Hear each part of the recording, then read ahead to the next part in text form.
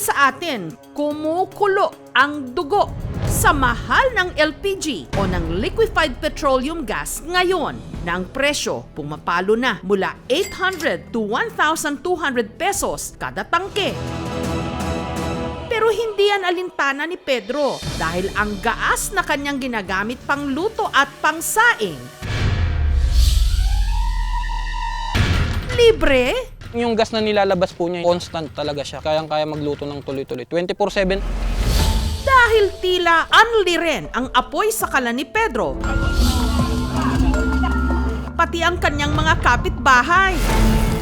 Nakikiluto na rin. Ay, natuwa kami, 31 na years kami dito. Ngayon lang kami nakakita ng ganito. Ang gas na nagpapagana sa kalan ni Pedro mula raw sa nadiskubre nilang Ayun, no? Lakas, no? kumukulong lupa. Dito sa lupain na pagmamay-ari ni na Pedro sa Barangay Kalumbuyan, San Carlos, Pangasinan, nagmula ang gaas na nagpapagana sa kanyang improvised kalan kung saan ang lupa bumubulwak at tila kumukulo-kulo. Dati, sa iisang bahagi lang daw lumitaw ang bumubulwak na lupa. Umabot din siguro mga 10 to 15 feet kung sumirit. Pero ngayon, halos 80% o napakalaking bahagi na ng 2,700 square meters na lupain ni na Pedro ang kumukulo. Banayad na siya ngayon, pero lumawak yung sakop niya. Nito lang Enero nung nadiskubre ito ni na Pedro habang inaayos ang koneksyon ng tubig sa kanilang bahay. Nag-hire kami ng mga manggagawa. Magpapabutas sana kami para magkaroon kami ng masarap na tubig. Nagbutas kami ng 7 tubo, 140 feet yun. Dinagdagan namin ng isang tubo, hindi na siya kayang ibaon. May biglang hangin na lumabas.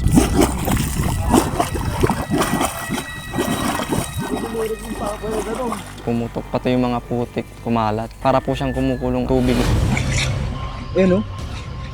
Lakas, no? Pagkakita ko po, natuwa ako kasi sabi ko, uy, ang ganda na nakuha nyo, tuloy-tuloy yung tubig. Pero ilang oras na raw ang lumipas, ang bumubulwak na tubig mula sa kanilang hinukay, hindi pa rin maubos-ubos. Nag-start yan ng ganyan ng 9 o'clock umaga. Alas 5 na, hindi pa humihinto. Nagtataka ako bakit hindi bumabaha sa lugar hindi umaapaw yung tubig. Hanggang may napansin sila sa ibinubugang tubig mula sa lupa. Ang akala namin nung una, yung pressure lang yun, parang may tsurang gas yung hangin na lumalabas. Walang amoy, mararamdaman mo medyo malamig. Kumuha ko ng plastic, pinatanggal ko yung hangin. Nung napalobo ko po yung plastic na yon, tinali ko siya, then tinry ko pong sindihan.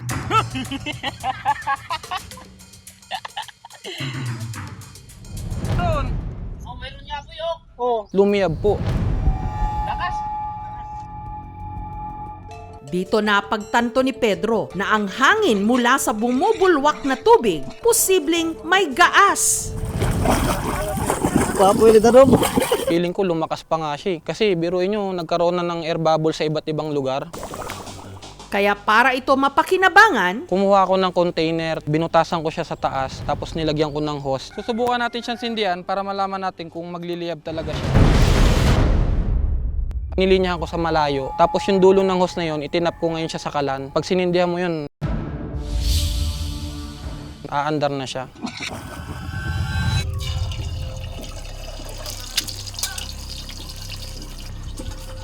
Nung gabi na, subukan namin magluto, kayang-kaya magluto ng tuloy-tuloy. 24/7.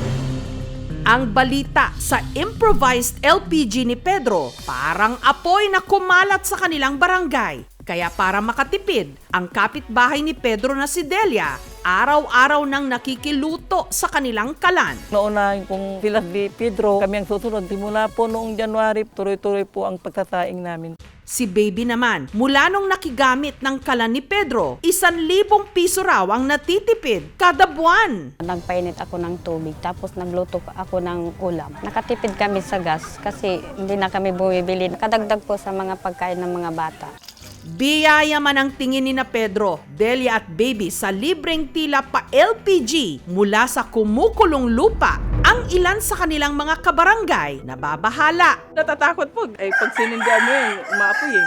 Mamaya tumabo. Pwedeng hagisan ng sigarilyo, kaya natatakot ako na baka masindihan siya. Kaya sina Pedro, bantay sarado ito. Yung tatay ko nandito 24/7. Laking tulong din ng napabakuran namin siya bago namin nagpabutas. Nakokontrol yung crowd sa pagpasok. Ang yellow lane po na yan ay para po makontrol natin yung pagpasok ng mga tao habang wala pa pong final na abiso from DOE. Pwede pong gamitin ng owner yan. Plano ko talagang i-convert sa kuryente yan. Pero di ko siya pwedeng galawin unless malaman natin kung ano ba talaga yung nasa ilalim. Para maliwanagan, inilapit ni Pedro ang nadiskubre niya sa mga otoridad. Pumunta ako sa munisipyo, kinontak ko na rin po yung DOE.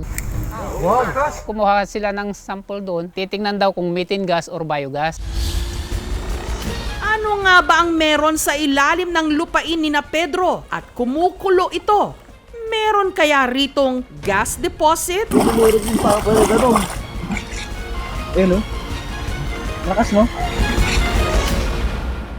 Nitong Huwebes, muling binalikan ng mga kawani ng DOE o ng Department of Energy ang lupain ni na Pedro kung saan kumukulo ang lupa. We will recommend to do some water quality test dito. Ayon sa isinagawang initial assessment, ang gas na lumalabas mula sa kumukulong lupa ni na Pedro, yung tinatawag na marsh gas. Mostly nakikita ito sa mga marshland tulad ng dito, so swamplands, then sa mga gilid ng ilog, yung nabubulok ng mga halaman, ng mga puno ba, organic or biological matters po ito. The composition is CH4 for methane gas. Pwede siya for cooking. Marami na mga existing. Sa Mindanao, yung pinakamalaking. So they are right now in the process of doing study din po para po ma-harness yung area.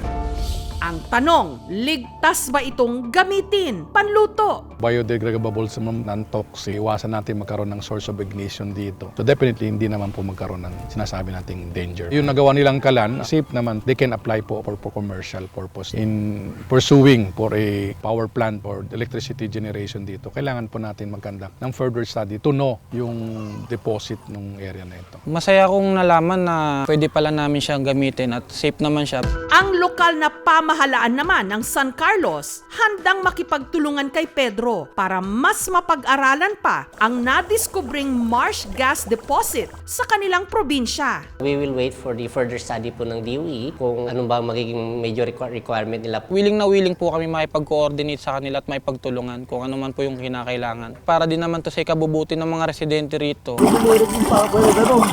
Nararapat lang naman sigurong mapag-aralan nga ang potensyal ng kumukulong lupa sa Pangasinan. Nang sa gayon, magamit pa ito at mapakinabangan ng ligtas ng mas marami.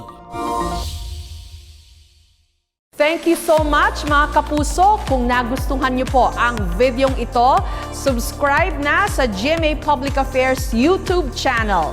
Don't forget to hit the bell button for our latest updates.